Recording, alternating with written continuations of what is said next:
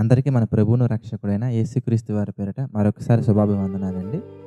లూకా సువార్త 17వ అధ్యాయము 12వ వచనం నుంచి మనం చూడగలిగినట్లయితే, ఆయన ఒక గ్రామంలోనికి వెళ్ళుచుండగా 10 మంది కుష్ఠరోగులు ఆయనకు ఎదురుగా వచ్చి దూరమని నిలిచి, యేసు ప్రభువా, మమ్మను కరుణింపుమని కేకలు వేసిరి.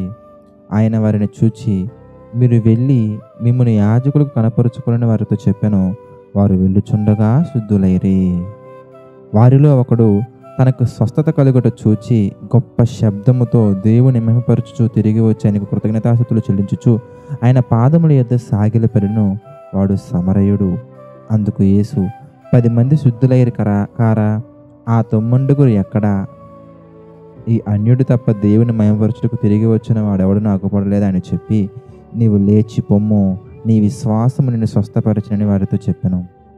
ప్రియులారా, ఇక్కడ ఈ సందర్భాన్ని మనం జాగ్రత్తగా గమనించినట్లయితే, 10 మంది కుష్ఠరోగులు అనగా సమస్య కలిగినటువంటి వారు ప్రభు సన్నిధిలోకి వచ్చి, ప్రభు సన్నిధిన ప్రభువా మమ్మను స్వస్థపరచుము అని ఆయనను వేడుకునేది.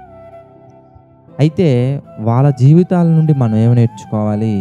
వాళ్ళకి దేవునికి మధ్యలో జరిగినటువంటి కన్వర్జేషన్ నుంచి మనం ఏమి నేర్చుకోవాలి అనగానే, ప్రియులారా, చాలా విషయాలు మనం నేర్చుకోవచ్చు. వాటిలో కొన్ని విషయాలు నేను ఈరోజు మీతో మాట్లాడే ప్రయత్నం చేస్తాను.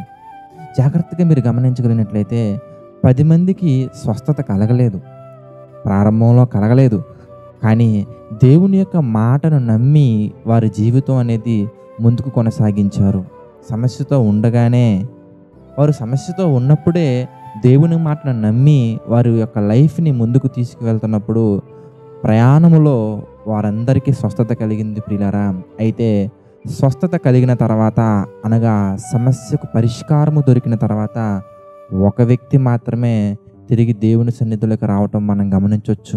ఆ వచ్చే విధానం కూడా మనం చూస్తే, మహిమపరచుచు, దేవుని మహిమపరచుచు దేవుని యొక్క సన్నిధిలో ఉండడానికి ఇష్టపడిన వ్యక్తిగా మనం గమనించవచ్చు. అయితే ఈ ఉదయకాల సమయం ఒక్కసారి మనం జ్ఞాపకం చేసుకుందాం. ప్రియులారా, మనలో కూడా సమస్య ఉన్నంత వరకే ప్రభు సన్నిధిలో ఉండువారుగా ఉన్నామా? లేదయ్యా, సమస్య పోయినా పోకపోయినా నీ సన్నిధిలో నేను ఎల్లప్పుడూ ఉంటాను, నేను మాత్రమే కాకుండా నేనును నా ఇంటి వారును నేను సేవించుదామని ఒక మంచి డెడికేటెడ్ లైఫ్ తోటి మనం ముందుకు వెళ్తున్నామా? ఒకసారి చెక్ చేసుకోండి పిల్లరా. మనలో కొంతమంది పరిష్కారం దొరికిన తర్వాత ప్రభువును విడిచిపెట్టే మనస్తత్వం రావచ్చు, వచ్చే అవకాశాలు చాలా ఎక్కువగా ఉన్నాయి. ఎందుకంటే అపవాది పెట్టిన శోధనలను బట్టి ప్రభు సన్నిధిలో మనం ఈరోజు మూలుగుచు, కన్నీరు విడుచుచు, ప్రార్థనాపూర్వకంగా మన సమస్యకు పరిష్కారం ఎక్కడ దొరకదండి. దొరుకుతున్నట్టుగా మనకు కనబడుతుంది అంతే. అవన్నీ కూడా తాత్కాలికమైనటువంటి పరిష్కారాలు మాత్రమే. శాశ్వతమైన ప్రేమతో, శాశ్వతమైనటువంటి పరిష్కారము, శాశ్వతమైనటువంటి కౌగిలిలో మనం ఉండాలంటే ప్రియులారా, మనం ఉండాల్సింది ఎక్కడంటే కేవలం ప్రభు సన్నిధిలో మాత్రమే. అక్కడ ఉన్నప్పుడు మాత్రమే మనకి మనశ్శాంతి, నెమ్మది, ప్రతి సమస్యకు విడుదల, ప్రతి సమస్యకు పరిష్కారం అనేది మనకు దొరుకుతుంది. కనుక ప్రభువును విడిచి వెళ్ళినటువంటి ఆ 9 మంది వల్లే మనం ఉండకుండా తిరిగి వచ్చినటువంటి ఆ ఒక్కడి వల్లే మనం ప్రభు సన్నిధిలో ఉంటే మనం ఎప్పుడు కూడా సమాజంలో 10 మందికి ఒకరిలాగానే మనం బ్రతకగలం. 10 మందిలో ఒకరిలా ఎప్పుడు ప్రభు మనల్ని ఉంచడండి. 10 మందికి ఒకరిలా, 10 మందిలో స్పెషల్గా ప్రభు మనల్ని ఉంచుతాడు. అలాంటి యూనిక్నెస్ మనకు కావాలంటే, అలాంటి యూనిక్నెస్ ఈ లోకంలోనూ మరణించిన తర్వాత ఉండే పరలోకంలోనూ మనకి దక్కాలంటే మనం ఎప్పుడూ కూడా ఎట్టి పరిస్థితుల్లో కూడా సంఘాన్ని, దేవుని యొక్క సన్నిధిని మనం విడిచిపెట్టకుండా ఎప్పుడు ప్రభు యొక్క ఆలోచనలతోటి, ప్రభు వాక్యంతోటి మనం అంటుకట్టబడి ఉండాలి. అలా అంటుకట్టబడి ఉంటే ఎవరు ఊహించినటువంటి అద్భుతమైనటువంటి మేలులు మన జీవితంలో మనం పొందుకోగలం. అలాంటి ధన్యత మనందరికీ ఉండాలని ప్రార్థన చేసుకుందాం. ప్రతి ఒక్కరు తలల వంచండి. ప్రియులారా, ప్రేమ, నమ్మకం కలిగినటువంటి సకల ఆశీర్వాదములకు కారణభూతుడైనటువంటి మా దేవ తండ్రి, ప్రభువా, మాలో విడిచిపెట్టినటువంటి ఆ 9 మంది మనస్తత్వం రాకుండా మీ చిత్త ప్రకారంగా మంచి జ్ఞానాన్ని మా అందరికి అందించండి తండ్రి. అవును తండ్రి, మేలు పొందుకున్నప్పుడు ఒకలాగా, పొందక ముందు ఒకలాగా ఉండకుండా తండ్రి, ప్రతి స్థితిలో, ప్రతి పరిస్థితిలో మీకు నమ్మకంగా ఉండగలిగినటువంటి శక్తిని, ధైర్యాన్ని, సమయానికి తగిన జ్ఞానాన్ని మా అందరికీ అందించండి తండ్రి.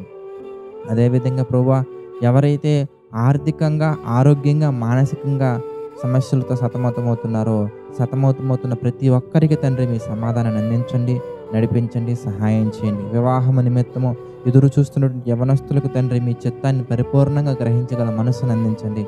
అదేవిధంగా తండ్రి గర్భఫలము నిమిత్తం ఎదురు చూస్తున్నటువంటి ప్రతి ఒక్కరికి మీ చిత్త ప్రకారంగా తండ్రి గర్భఫలాన్ని అందించండి. అదేవిధంగా తండ్రి మీ యొక్క పరిచర్యను నమ్మకంగా చేస్తున్నటువంటి ప్రతి సేవకులను తండ్రి మీరు దీవించండి, వారి కుటుంబాలను ఆశీర్వదించండి, వారి సంఘ పరిచర్యను తండ్రి విస్తరింపచేయండి. మీకు మహిమకరంగా మరిన్ని ప్రాంతాలకు వెళ్ళినట్లుగా సహాయం చేయండి తండ్రి. అదేవిధంగా ప్రభువా, ఈ యొక్క వర్తమానాలు తండ్రి, జేసీ టెంపుల్ వర్తమానాలను ఎవరైతే షేర్ చేస్తున్నారో, అనేక మందికి తెలియచేస్తున్న ప్రతి ఒక్కరిని ప్రత్యేకించి మీరు దీవించండి, ఆశీర్వదించండి తండ్రి. వారి కుటుంబాలను మీరు దీవించండి తండ్రి. సమస్త మహిమ, ఘనత, ప్రభావాలు మీకే చెల్లించుకుంటూ మీ చిత్తమైతే మరి యొక్క వర్తమానంతో మీ అందరం కలుసుకునే ధన్యతను మాకు అందరికి అందించమని మా ప్రభువును రక్షకుడైన యేసుక్రీస్తు అతి పరిశుద్ధ నామముని ప్రార్థన అడిగి పెట్టుకుని చున్నాము తండ్రి. ఆమెన్. అందరికీ వందనాలండి. God bless you all.